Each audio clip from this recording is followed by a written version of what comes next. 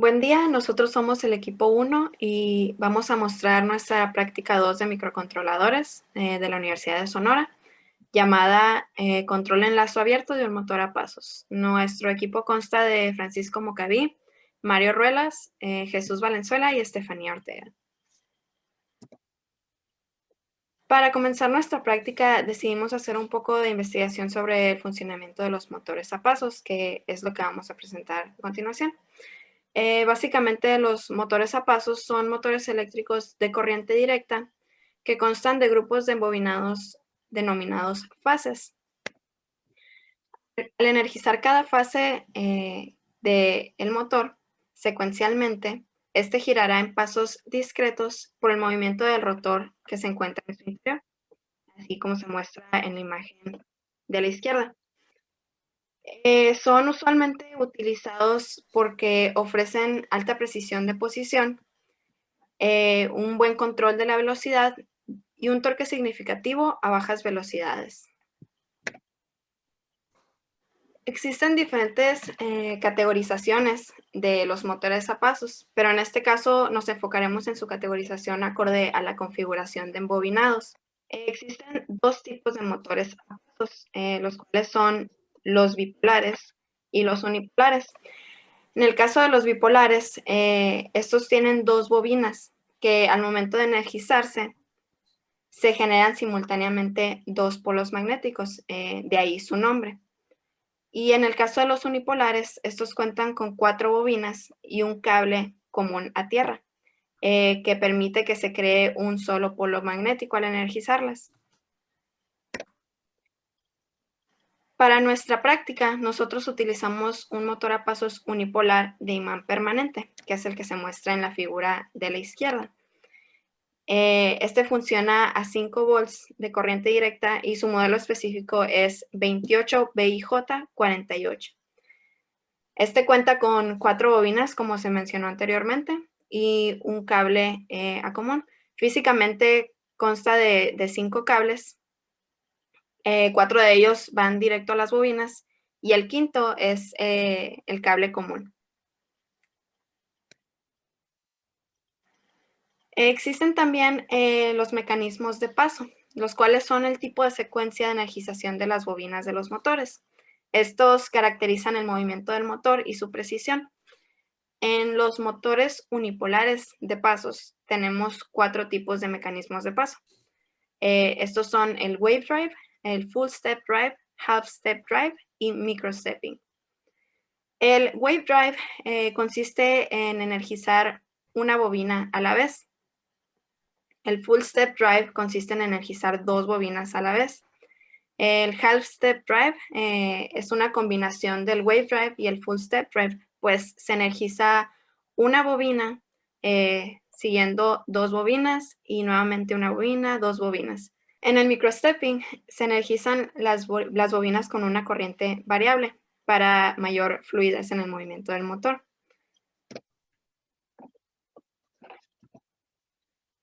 Para efectos de nuestra práctica, estaremos utilizando el mecanismo de paso de Wave Drive, que es el que se muestra en la imagen de la izquierda.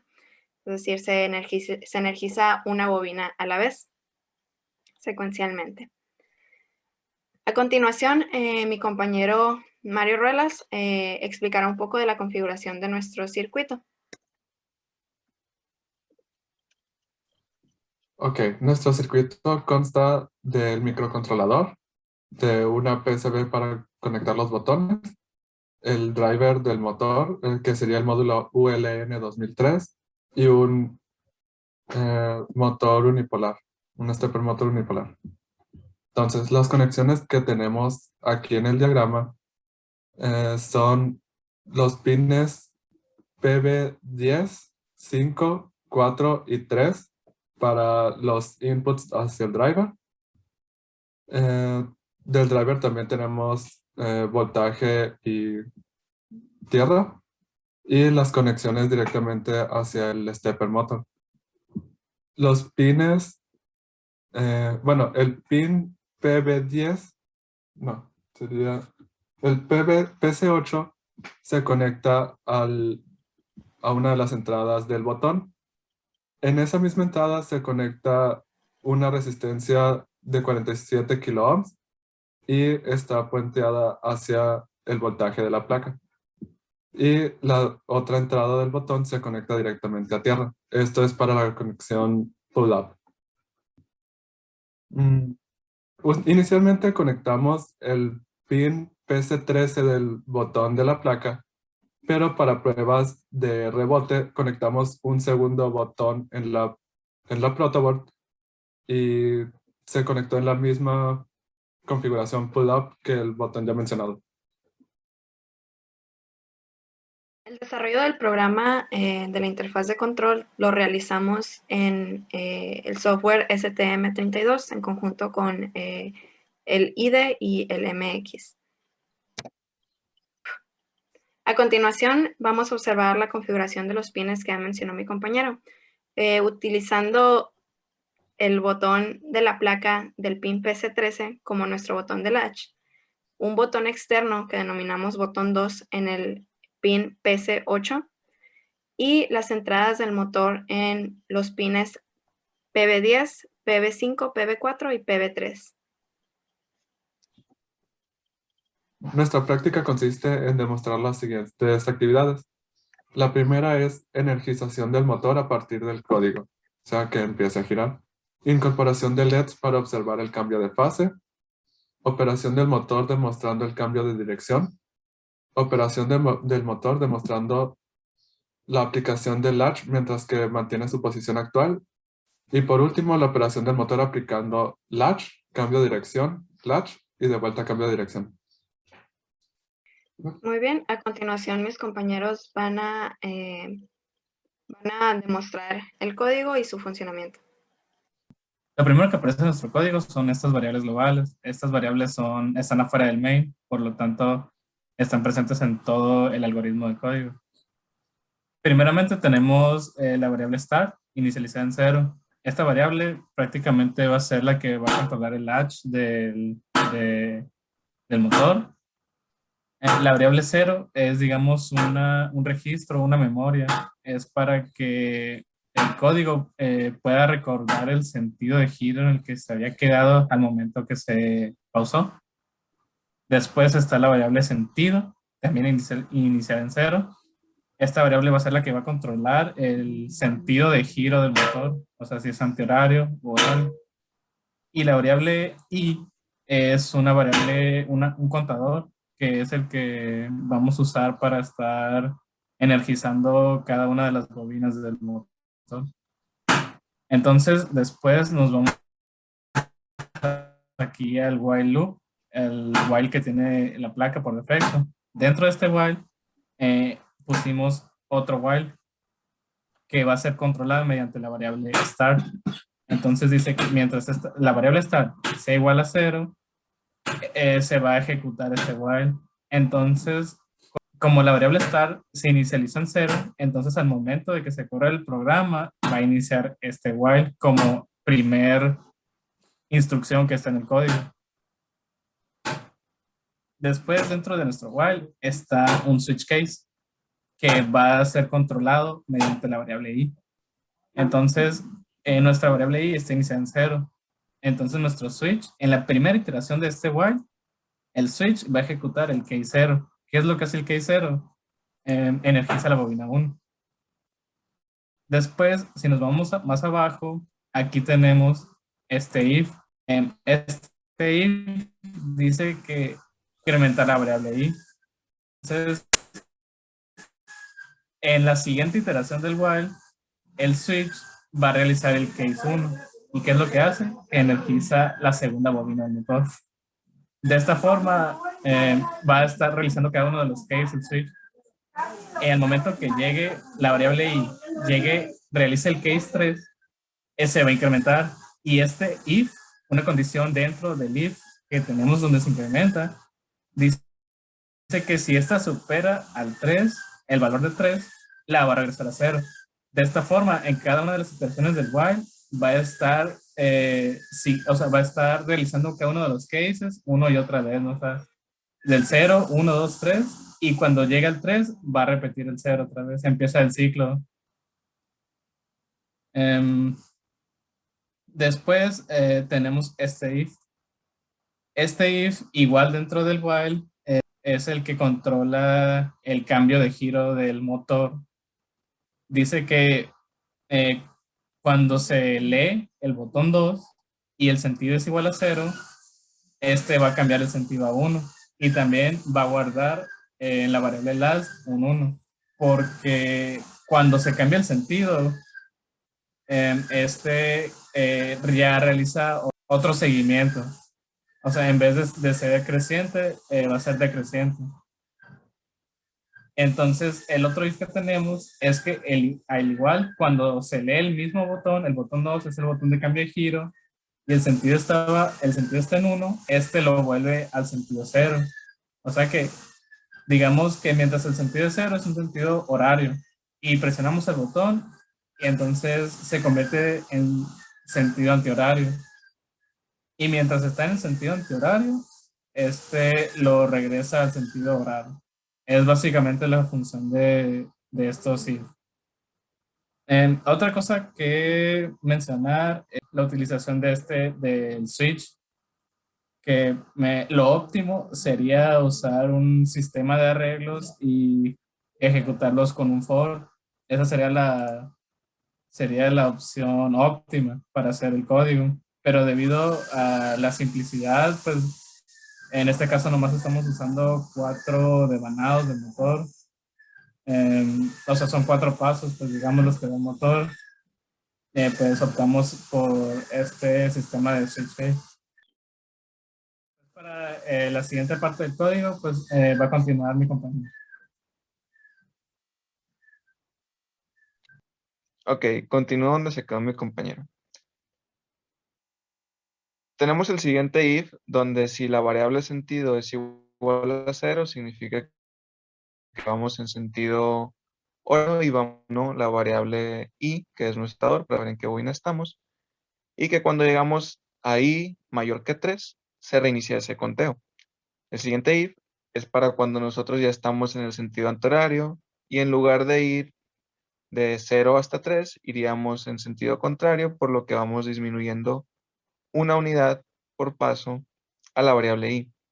Cuando nosotros ya tenemos que i es igual a -1, es decir, que se acaba de ejecutar el caso 0, nosotros regresamos hasta el 3. Después de eso, tenemos otro if, donde tenemos que si se presiona el botón 1, que es el botón de pausa, y además estamos con el motor andando, que es cuando la variable start es igual a 0, la variable start se va a hacer igual a 1 para detener el motor, para detener el while, que nos indicaba que el motor estaba andando. Y tenemos otro condicional más dentro de ese condicional, que es si el sentido es igual a 0, nosotros tenemos que una variable last, que es nuestra memoria de sentido, sea igual a 0. Y lo mismo para el caso cuando el sentido es igual a 1. Los pequeños delays que podemos ver en algunos casos cuando usamos los botones son simplemente para contrarrestar el rebote mecánico de los botones. Después, justo aquí, se termina nuestro while. Lo que sigue es que volvemos a poner los condicionales para el botón 2, que era el de cambio de sentido, para nosotros poder hacer el cambio de sentido aunque estemos con el motor pausado. Si no tuviéramos estos, nosotros no podríamos hacer un cambio de sentido cuando el motor no está andando. La única diferencia aquí es que nosotros restamos una unidad al contador i de forma adicional, porque por la forma en que está estructurado nuestro código, este haría un brinco antes de empezar a contar hacia atrás. Es decir, que tendríamos como un pequeño jalón. Entonces, con esta disminución del parámetro i, nosotros contrarrestamos ese jalón. El siguiente if es para lo mismo, pero cuando estamos en el sentido contrario, no hay mucho más que explicar. Y por último tenemos este if, que es para quitar la pausa del motor, para hacerlo que vuelva a andar. Aquí es donde usamos la variable last, que es para que el motor recuerde en qué sentido estábamos nosotros antes de poner la pausa y la continúe. Y nuevamente usamos delays para contrarrestar el rebote. Eso sería todo por la parte del código. El compañero Misael nos va a mostrar ya el circuito hermano. Sí, en este momento ya está conectado y está corriendo de manera inicial, ¿no? Entonces está girando. Sí, en este momento ya está girando. Es la configuración inicial. El circuito no le conectamos LEDs porque el driver ya lo tenía, entonces por la frecuencia de activación no se nota, pero se están moviendo. Se están desplazando su propio bit. Ok, la siguiente actividad es la operación del motor demostrando el cambio de dirección con el botón 2. Ok, entonces cambio de dirección.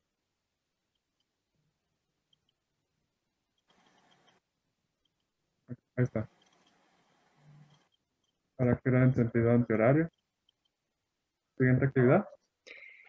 La siguiente actividad sería la operación del motor demostrando la aplicación del latch o pausa mientras mantiene su posición activa, la cual se debería de ver en los LEDs.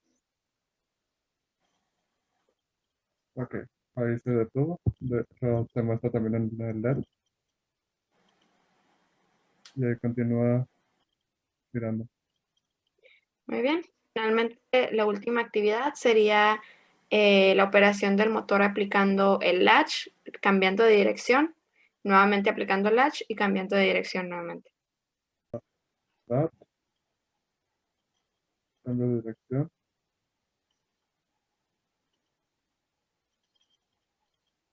Y regreso al movimiento.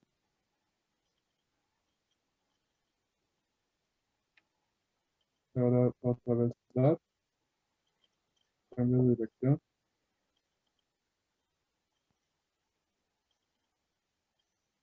Ahí está. Y ya cambio.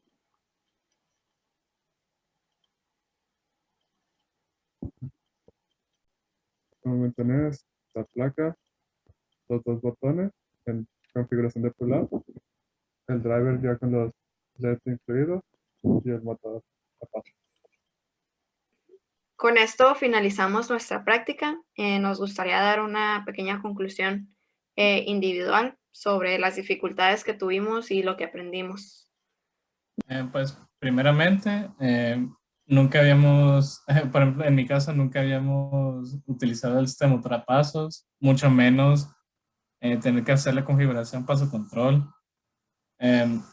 Una de las dificultades más grandes, tal vez la más grande que se presentó fue a la hora de el latch, debido a nuestra configuración con los switch cases.